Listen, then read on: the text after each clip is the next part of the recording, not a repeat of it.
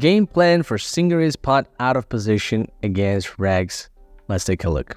So single raise pot out of position, it's basically playing blind wars, right? Small blind versus big blind, because you're very rarely going to play stuff like under the gun against button and stuff like that. Very, very rare. And the strategy there is quite easy because given that the IP player should be cold calling with a very tight range, you should just be checking most of your range most of the time. And that's a very good simplification that I play even to this day in most circumstances. Okay, so we're basically talking about here small blind versus big blind, which is definitely a trickier spot, a more difficult spot due to how wide the ranges are here.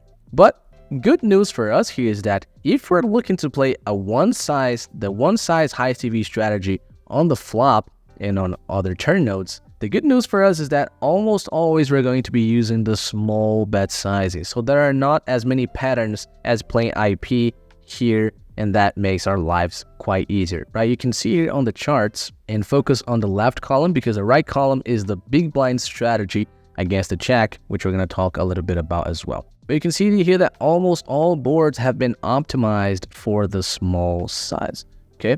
There are some things here that you could potentially change. For example, Ace King X type boards, you could use a one size strategy that uses the big sizing. I think the EV difference is going to be pretty much negligible between both because these boards, they can function very well with this small size, but also with the big size. I personally like more the small size because basically it allows me to play the betting line more often, which is an easier line to play than the checking line. So if you play big bet or check on Ace King 5, you're going to end up checking 75% of your range, and it's harder to play 75% check than it is to play 70% bet. Okay, so I personally prefer using the small size as a simplification, but it's totally fine if you want to use a big bet size as well. So you can see here that pretty much all boards are going to be using the small size, and what you're going to be modulating is your betting frequency. So what are the boards where you really need to be careful about your betting frequency? The same boards that we talked before in single raise pot IP. Take a look at this. Ace high boards with 2 low cards. The betting frequency here is like 30% or maybe 29, 28%. Really, really low betting frequency on a board like this. The big blind really connects with this lower region of cards. Monotone boards. Monotone boards, we have to be very careful, especially out of position. We see our betting frequency here quite low on monotone boards. So you see Jack 8-7, 9-6-5, really, really low betting frequency on monotone boards. So we have to be careful on monotone boards. We have to be careful on ace high with 2 low cards. And we also have to be careful with boards that have straights available. So you can see here 10-7-6, not all that great board for you to be aggressive. Let's see if there are other boards here with straights available. Oh, there are no other. So 10-7-6, gotta be quite careful there. Oh, low paired boards, those you have to be really careful because you're gonna get raised a lot here. So you can see 3-3 deuce, 5-5-3. Those can seem like those, it's just a dry board. I'm gonna bet to get full equity, but basically here you're gonna get raised a lot, floated a lot. So in terms of having a baseline solid strategy, you should be careful with c-betting too much on these boards. Okay, so just tone down your aggression a little bit. If you're using RNG, make sure to not bet too often and randomize for lower betting frequency. And then of course we have the patterns of the boards where we're going to see bet close to range. So you have double Broadway rainbow boards. Those are really good for betting super often. So King Queen 9, King 10-4. We have simply just dry textures like King 8-6. Queen Queen 5 paired high textures, so paired textures with high cards, so Ace Ace Queen range bet, Ace Jack Jack range bet, triple Broadway 80% flop betting frequency. So those high card boards, we're really gonna be able to bet quite a lot. And here I actually recommend that if you're playing high card boards and you are in doubt about your c-bet frequency, err on the side of aggression because population in general are going to be overfolding quite a lot here. You guys saw this in the Licks Made Simple module. So if most people are going to be overfolding against c-bets, it's a very good idea. On those boards where you're already supposed to be c-betting a lot, you go ahead and you c-bet even more on those high card boards. Okay, so those high card boards, they are really, really good for high frequency c-bet strategies. out of position here, there's a little bit of a difference when you compare the strategies for how you should play in position, particularly on the paired boards, because on paired boards, particularly paired boards on the low and medium cards, you can't afford to bet all this much because you have that threat of getting raised. So for example, King 7-7, button versus big blind, you can probably get away with range betting, and solver probably see bets like 90% of the time. But on blind war, small blind versus big blind, we can see that the betting frequency is below 60%. So that's going to be a thing on those paired boards with middling low cards, because again, we have that threat of getting raised by the big blind, which is actually going to have some more of those offsuit hands pre-flop cold calling in position here. So you can see the same effect on Queen 4-4. Our c-betting frequency also goes down a little bit here. But you can definitely be quite aggressive on average in the spot. And make sure that, if you're playing against good opponents, use the RNG here, use randomization to make your life easier by having a somewhat solid range. It's not like you're going to have a completely balanced range, right? That's not the idea, and that's unattainable. But use the RNG so that you can have at least a semi-balanced range and that you don't make yourself extremely exploitable, because it's really easy to play really imbalanced strategies in the spots. So that's a consideration for reindeer play against good opponents. If you're playing against the bottom of the pool, you guys know what to do. I'm not going to be repeating myself here, okay?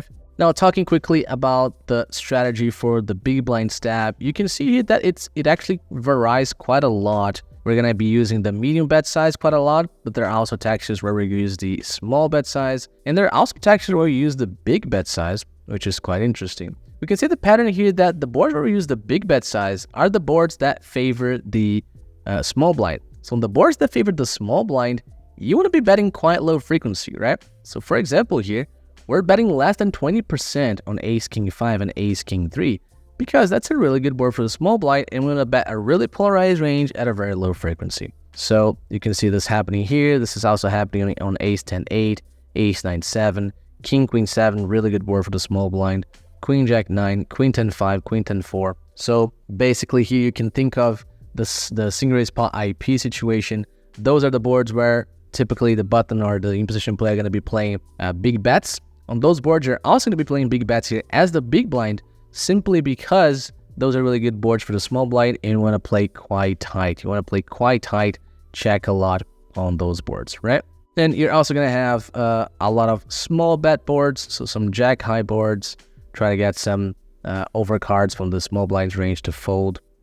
You have monotone boards, you're going to be using small bet size pretty much always. But you can see that the stabbing frequency is not all that high. We have a lot of boards where we're stabbing quite low, and some boards where we're stabbing medium frequency. So you can see low boards are the boards where you can go medium bet, medium frequency, right? So medium bet, medium frequency.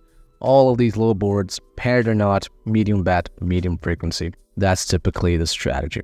All right, so with that out of the way, we can talk about double barrel in the blind war. So for double barrel in the blind war, this is where most people are terrible at this node. Really, really terrible. And to be honest, I cannot say that I'm also super good here, because it's really, really hard to play this node, okay? It's really, really hard, especially because you have a super wide range. You have all these possibilities on how to construct your ranges. It's typically tough to develop appropriate strategies here. But the first thing I want to show you guys, and this is going to be obvious when you look at the charts here at the bars, is that the small size is the most frequent double barrel size here. You can see how often the small size is getting used as the double barrel. And this is a leak that I call lack of depolarization. So most people, they don't depolarize enough in their double barrel strategy. Most people actually polarize the double barrel strategy. They just want to bet big with good hands and bluffs and then check the rest. But that's not a good strategy when you are out of position, okay? To be just betting only good hands and bluffs and to be checking the rest, that's not a very good strategy when you are out of position. Okay, so you can see the amount of depolarization that happens on these boards. For example, when you have a low pair board, take a look at this. On 9-9-5 rainbow, your strategy is to double barrel small something like 70% of the time. Okay, that's your strategy on such a low board. And you're going to want to double barrel stuff like ace highs here even. Okay, so you can see the strategy here overall. I haven't been talking much about this, but we can see the strategies here overall.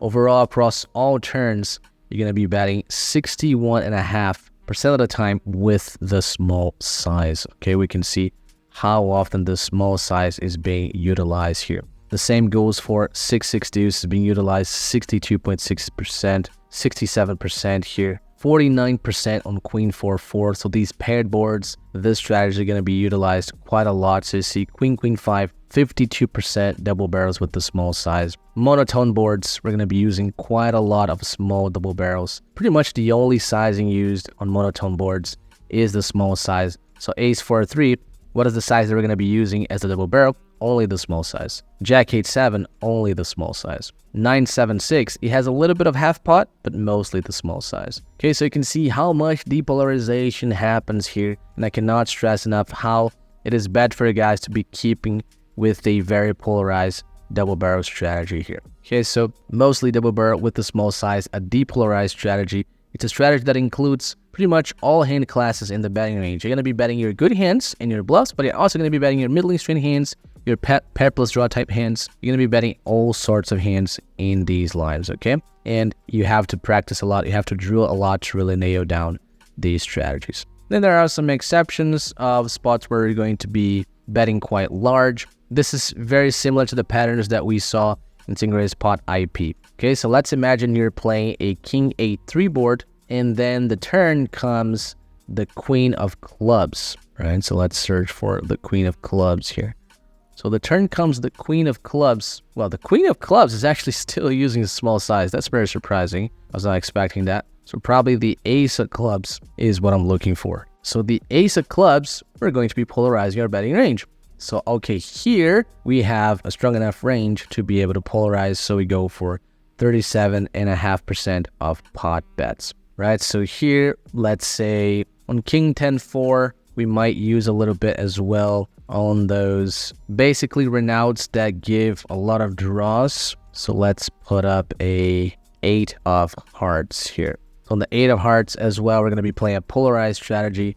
So the turn brings a lot of draws, but you still have somewhat of an advantage because you have those aces, ace, king, pocket tens, etc., right? So what you're going to do here, you're going to bet low frequency with the pot bets size. Okay, so very similar patterns to single raise pot in position. It's just that here, most of the time, because we're most of the time betting small on the flop and we're out of position, most of the time we want to continue with the depolarized double barrel strategy. And then we have these exceptions when the board has a high card, we have the advantage with the stronger range, and the turn brings some potential draws, and we want to get our opponent out of those draws, right? So we have here, let's see the board where we have the highest amount of 2x pot bets. So this seems to be queen 7-5. So let's take a look at what happens on a king of hearts. So the king of hearts, we go depolarized, let's say the ace of spades. The ace of spades, we go 2x pot here. So this is one of the few examples we have in the blind war where we should go for the very large bet sizing. So queen 7-5, and then the turn comes an ace. So we have that huge advantage, but the board has a lot of those draws.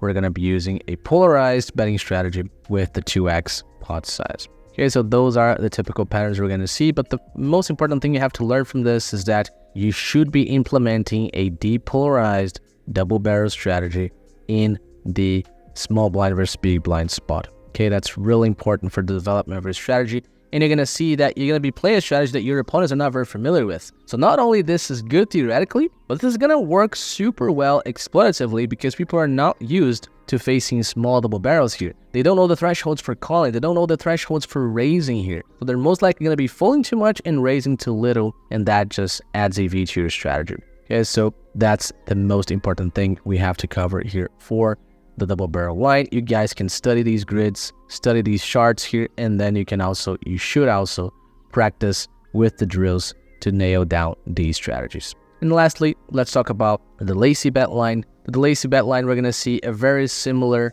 distribution for the strategy, with us using mostly the small bet. The small bet is usually what you should be doing out of position with the wide range. If you're out of position with the wide range, you should be mostly using block bets. Block bets out of position are the most appropriate way to combat your positional disadvantage. Okay, so we can see here quite a lot of small lazy bets. On a board like King 7-7 that we're going to check a little bit, remember that because the board is paired on the middling card, we're going to check about 40% of the time. So we are going to get to this node decently often. And then here, the only size we're going to have is small size. The only size we're going to have here is small size. It's still a paired board. It's still a board where our opponent can have some trips, but we do have quite a lot of middling shit hands that want to get some protection. So we want to make the big blind fold those airs. We're going to use that. So another paired board here, we use this quite a lot. So Queen 4-4, we're using this 60% of the time. Ace 9-7. When the turn comes in ace, we're going to see also those patterns. So on paired turns, we're going to be using the small bet size a decent amount. And then there are some exceptions where we're going to use some larger bets. So for instance, here we have the slow board and then the turn comes in ace. Now on low boards that don't have a straight available and the turn comes in ace, that's a really good opportunity for you to leverage your advantage on strong hands, right? So that happens quite a lot. So for example, 10-9 deuce, let's say the ace of clubs comes. So no, this is actually using the small size too. So let's try another one. Let's try a blank actually, or even a double flush draw. Let's see a double flush draw. Yeah. So that double flush draw, you see here, 10-9 deuce two-tone. We're not going to be able to see bet range on this flop. Then flop goes check, check. Now the turn comes a blank, but it gives additional draws. Then we really want to put money into the pot to get villain to fold those high cards and some of their draws. We're betting 2x pot here against villain, and we're likely already making a lot of flush draws indifferent here. Naked flush draws, let's say a flush draw like Jack 6 of hearts is probably indifferent here against this bet sizing. So we're decreasing the EV of those draws, and that's really important. Whenever we're decreasing the EV of hands in our opponent's range, we're increasing our EV. Remember, this is a zero-sum game. Maximizing your EV is the same thing as minimizing your opponent's EV. So if you play a strategy that minimizes the EV of a certain hand class in your opponent's range, you're maximizing the EV of some hand class in your range. Okay, so that's really important. So we have this big bet here. We also have some medium bets, not only the small bet size, we also sometimes have some medium bets. So here, for example, well, let's see the board that has the most of this. 7-4 deuce. So 7-4 deuce two-tone has a lot of these medium bets. So let's say the turn is a 10 of diamonds. So 10 of diamonds, you know, we have quite a lot of hands that benefit from betting here, and they benefit from betting in medium size. So all of those pocket 5s, pocket 8s, 7x, you know, those hands really benefit from putting some money into the pot, getting some thin value, and getting your opponent to fold a lot of those high cards, right? But if you can take something from this is that you see you should use mostly small bet size here as your delay c-bet strategy. In some situations, you're going to use some big bets, particularly on boards with lots of draws available, but that you have some kind of advantage, particularly on the over pairs, but maybe also on some top pairs, like on the ace turn, right? Those are situations where you're going to have some exceptions and you're going to be betting quite big. But other than that, mostly small size. And you can see that the frequency is not very high, okay, guys? A lot of boards where your frequency is below 40% and the highest frequency is something like 60-ish%. So it's not a spot where you can be too aggressive in theory, okay guys? You should be careful here, particularly if you're playing against strong opponents. But just for your understanding of baseline strategies, it's not a spot where you get to be super aggressive. And it should be that way, right? You're out of position with a very weak range and you check the flop. So you already left some of your strongest hands on the flop in the c-betting line. So it's a spot where you're typically quite weak and you're going to be playing a defensive strategy where you bet low frequency with the small size. That's typically the strategy here for delay c-betting. Okay, that's it for this video. I see you guys in the next one.